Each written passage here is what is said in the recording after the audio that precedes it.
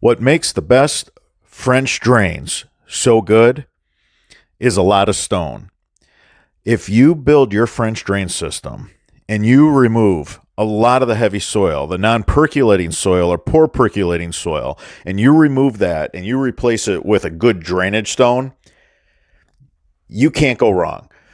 The best French drain systems that last forever are built with a lot of stone.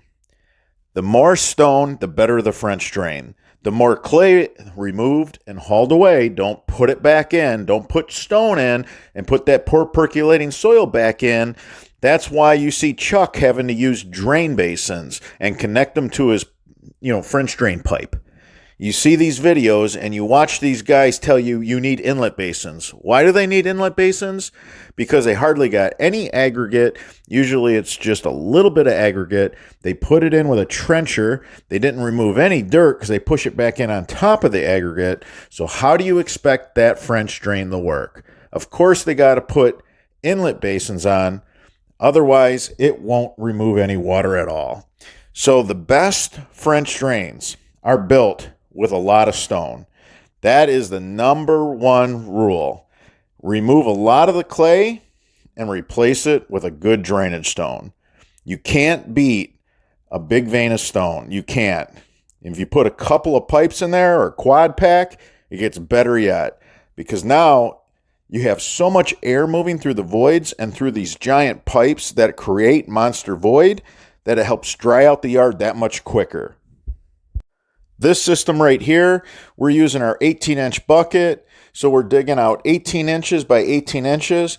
And this is the back of the property that is the wettest.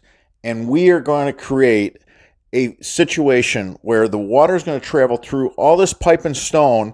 It's going to tighten up this yard. The worst part of this yard, which was in the back, is now going to be the best part of the yard.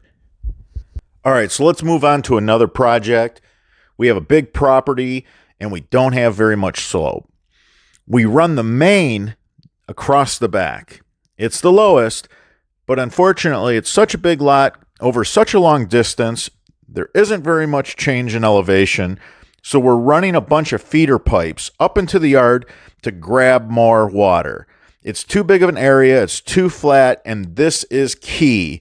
You have your main across the back, grab up as much bulk water, and if you have an uneven yard and you have a few low spots, that's where you want to grab the water. So you're going to want to run off the main some branches into the, up into the yard to grab water in these potholes.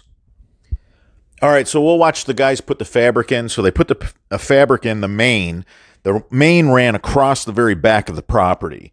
And now you're going to see them run the fabric in all those French drain branches off the main that are going up into the yard to grab more water. We're going to tighten this yard up. We spaced them out about 12 feet between French drains. You can see how this keeps branching off the main.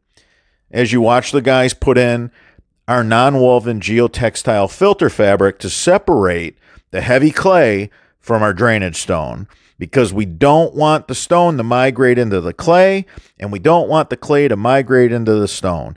We want the French drain to work great. We want it to last forever. A vein of stone has no expiration date. Notice how we did not do a French drain grid.